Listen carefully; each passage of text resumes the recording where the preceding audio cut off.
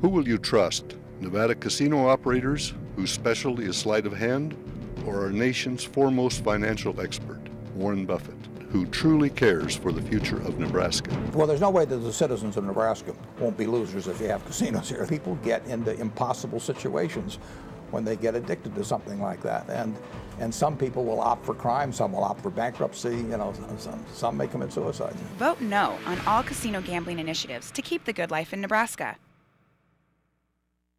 Nevada casino operators want you to believe that your money will stay in the state. The truth is, only a meager portion actually will. I get some kick out of this. Keep the money in Nebraska, fair name attached to people who want to bring casinos here, but they're trying to get you to do something dumb. I just don't think, I think the state ought to be trying to do things for its citizens, not do something to its citizens. Vote no on all casino gambling initiatives to keep the good life in Nebraska.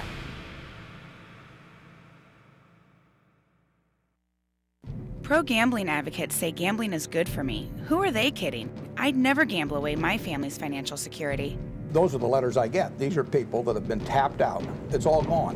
And use money they've got no business using. And that percentage is not a small percentage.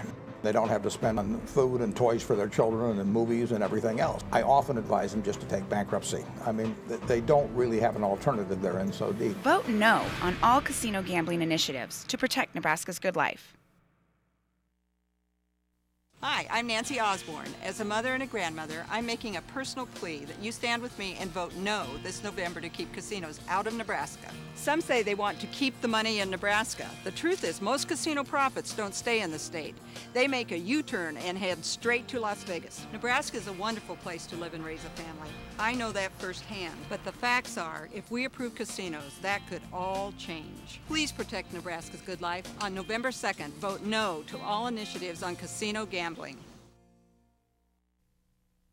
2 Nebraska casinos are backing gambling expansion efforts that could change the landscape of Nebraska forever. Nebraskan Warren Buffett, one of the foremost financial experts of our time, speaks about the impact of gambling with Tom Gray, director of the National Coalition Against Legalized Gambling. I'm Tom Gray, executive director of the National Coalition Against Legalized Gambling. And it is good to be in Nebraska, where a battle is looming, an election on whether to bring casino gambling into this state.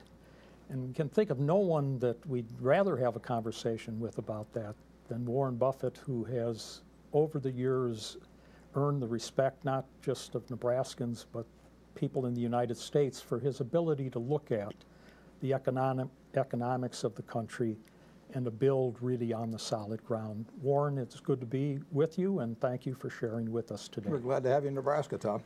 Well, how is it that we come to this point? This is the third historical wave of gambling in America, and it's sort of had a boom-bust cycle, and it's in the boom cycle now. And it seems to me that you've been able to have an overview, and would you share with us some of the insights you might have? Well, I get insights every day as to what gambling does. Incidentally, I've bet on my golf game, and it's cost me money over the years, so it isn't like I've never placed a wager. But I get dozens of letters almost daily from people who have financial difficulties for one reason or another. And the reasons overwhelmingly come from 3 sources. One is health problems. People run into unexpected medical bills, and it gets them in a tough situation. Second, they get in trouble on credit cards frequently, and a credit card is a temptation to many people. But the third thing I hear about is people that have had an addiction to gambling, and where they've used thousands and thousands, tens of thousands of dollars that the family needs, and they can't get off the hook, and they find themselves in enormous financial trouble. Sometimes that interacts with the credit card situation because they use their credit cards to defer bills and use their cash to feed the casinos. So I've seen just time after time the kind of misery that these people write me about. And incidentally, I get a lot of letters from prisoners too. I seem to be a favorite pen pal of a lot of prisoners. And I got one the other day, for example, where a fellow had stolen, this was extreme, but he'd stolen $2.2 million from his employer to feed a gambling addiction. And he acknowledged it, and he said he was going to spend his time in prison for it. So I think we'll always have some of that. But I think for the state of Nebraska particularly, the state I love, and my family's been here since the 1860s, I think for the state to essentially prey upon its citizens, create more of these addictions, create more of these letters coming to me every day, I just think it's wrong. I don't think, I think it's cynical on the part of the state to raise money from people who basically can't afford it by promising them a dream that is not going to come true for any but the tiniest fraction of the people that participate, and to cause people to get into the kind of trouble that I hear about every day. You know, I think it's interesting when you talk about it out of the pain that you have felt, because government has promoted this as a painless revenue stream. Yeah. Only the willing are doing it, and it seems to me that that somewhat is untruthful at its best, and at its worst, it's very cynical to do that. Another promise that's made is that it's economic development. There's nothing getting developed. It's a transfer of money. I mean, basically, if you take the losses of everybody that participates in gambling, and it's not gaming, it's gambling, if you take the losses, it will end up going three places. It will end up going to the state as taxes to some degree. That's not development. It will end up paying part of the operating expenses of the operation, but any place you spent the money would pay part of the operating expenses of that establishment, and it'll go to the owners. And I get some kick out of this. Keep the money in Nebraska name attached to people who want to bring casinos here, because there are two propositions out there, and the greatest amount of funds for each one of them promoting them is coming from institutions in Nevada. And if I ever go out to Nevada and start running campaigns and say, let's keep the money in Nevada and put a lot of money in it, believe me, Nevadans should look at me twice, because that's not what I'm all about. Now, you mentioned if we follow the money and if we do the math, you mean the players are losers? Yeah, well, I mean, just assume that Nebraska had this and our Nebraska citizens overall lost $100 million. Well, I think in one of the propositions, there's 35% of the first 15 million and 20% of the next money goes to the state. So some of the money will go to the state. That's just like a tax, basically. That comes right out of the citizenry. That doesn't do any development at all. Some of the money will go for operations, and the rest of the money will go for profits. And the sponsors of both of these are out-of-state corporations. So you're not talking about development for Nebraska when you talk about transferring money to Nevada and the state. And could there be a corollary? We seem to see a pattern. This is disposable money. I didn't notice when I came into Omaha that you had trees growing with gambling money. Could it have an effect then on taking money out of a local economy that might then not be spent on other items? Well, if Nebraskans lose, just pick a figure, 100 million, casinos come in, the number would undoubtedly be larger than that based on Iowa.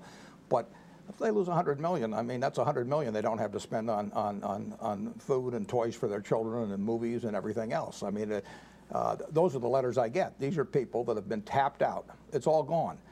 In many cases, they've run up balances on their credit cards. And frankly, when I write these people back, I often advise them just to take bankruptcy. I mean, they don't really have an alternative. They're in so deep. And the position of the state of Nebraska should not be to create a whole lot more people that are in that position. It seems to me that we've got then a product that's addictive in nature, that creates a certain pain and a cost to that leads to bankruptcies, and oftentimes prison correspondence would mean that there's crime involved. That people... Addictions produce crime. I mean, addictions produce crime. Not every case, but if you have a large group of people that are addicted to drugs, you're going to have more crime. If you have a large group of people that are addicted to gambling, you're going to have more crime. People get into impossible situations when they get addicted to something like that. And some people will opt for crime, some will opt for bankruptcy, you know, some may commit suicide. What's an amazing thing is across the nation, though, gambling has been promoted strictly on its benefits. There is no mention of the addiction, the bankruptcy. Well, there's the a lot of crime. benefit to the owner. I mean, and there's the occasional lucky person. But for every lucky person, there's hundreds of thousands that just keep feeding the kitty. And net, it's a big loser for the citizenry.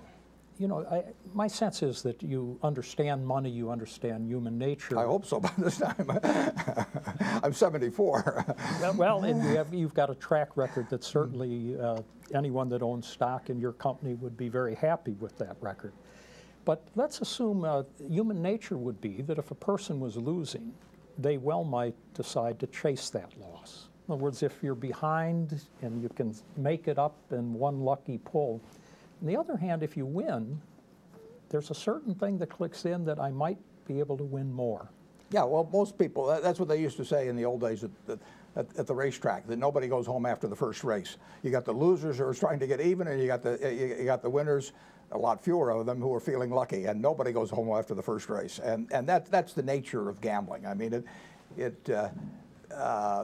people may say, well, I'm going to only take $20 over there, and that's all I'm going to lose. But in the end, the 20 becomes 30 at some later date with many people. Not everybody, but it's certainly clear that a given percentage of people will become addicted and use money they've got no business using. And that percentage is not a small percentage.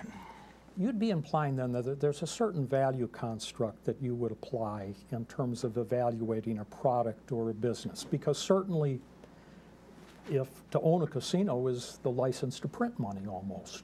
Well, I mean, that's what, in the end, if you have the ability to get people to push a button that gives them back 95 cents on average every time they put in $1, and they can push that button time after time after time, that is a license to print money. And that's the reason that they are licensed. The state says we want part of that. But I really don't think that's a good position for the state of Nebraska to be in. You're teaching your citizenry something all the time by the actions you take as legislators and as the administrators of a state like this. And essentially to teach you that the state is on the other side of the transaction from you. They're trying to get you to do something dumb. I just don't think, I think the state ought to be trying to do things for its citizens, not do something to its citizens. It seems to me that's interesting because we're talking about an economic factor, but also a public policy factor. Yeah, what kind of government that's the one that means the most to me. I mean, I do not think that the state ought to be in the position of selling the needles. You know, I mean, we're going to have drug addicts in this country, but I don't think that the state ought to get in the business where it hopes there's more drug addicts and it starts selling needles. And we're going to have gambling addicts in this country, but I don't think that the state ought to become the sponsor of spreading that addiction.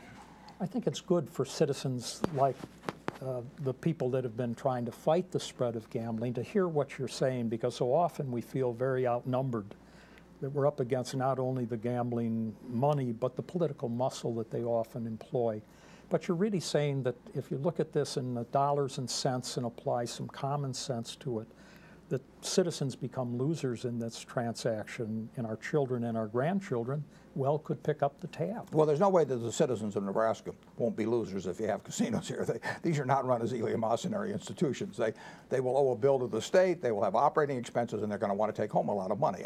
I don't blame them. I mean, if I opened up a business here, you know, I'd want to do the same thing, but I would want to be delivering a product that was a net plus to the consumer that bought it. And in the end, this is just a business of taking in dollars and giving back 95 cents. I mean, nothing else happens. But they certainly have been able to inculcate themselves throughout the nation. There are only 2 states without gambling, Hawaii and Utah. If there's enough money around, things happen. Exactly. I'm going to ask you a personal question, Warren, because I've had the privilege of fighting a battle with your son, Howard, in Illinois. We called it the Battle of Decatur. And I really didn't understand the passion with which he came to this battle, but you related a story that I think certainly intrigued me. Yeah, well, Tom, as you know, when it probably is about 40 years ago or so, when the kids were quite young, I had 3 children, and I actually bought a slot machine. It cost me $25, and I bought a slot machine, 20 reels, 8,000 combinations, a Mills machine, and I put it up on the 3rd floor. And I told my wife at the time, I said, now I can give the kids any allowance they want as long as it's in dimes, because I'll have it back by nightfall. And I did that for a few times, and I had a lot of fun with it. But in the process, I taught the kids a lesson, basically, that you can't beat that machine. I mean, you can get a couple of cherries up there one time and get 3 dimes back for your 1 dime.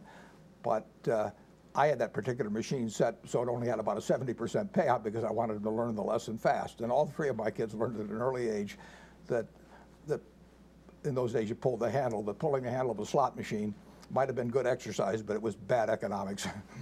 The house always wins. In this case, the Buffett I never house. lost. I never lost. Well, I think that's helpful because oftentimes we're looked upon, those people that say enough's enough, as being somewhat zealot or we're prohibitionists. But there's really understanding that maybe enough is enough, and how far have we gone? Certainly charitable gambling cracked the door, lotteries opened the door, and now casino gambling, Las Vegas style, hardcore gambling, is ready to take root here in the good state of Nebraska. It's the old problem, that getting back to lessons with your kids, the kids come home and say all the other kids get to do it, and that's basically what some of the state, everybody else does it. But everybody else isn't quite doing it. A lot of people are, or a lot of states are, but you don't have to do it. I mean, in the end, the state of Nebraska can be on the side of its citizenry instead of figuring out ways to take advantage of them. And I think that's fundamental to government. We've looked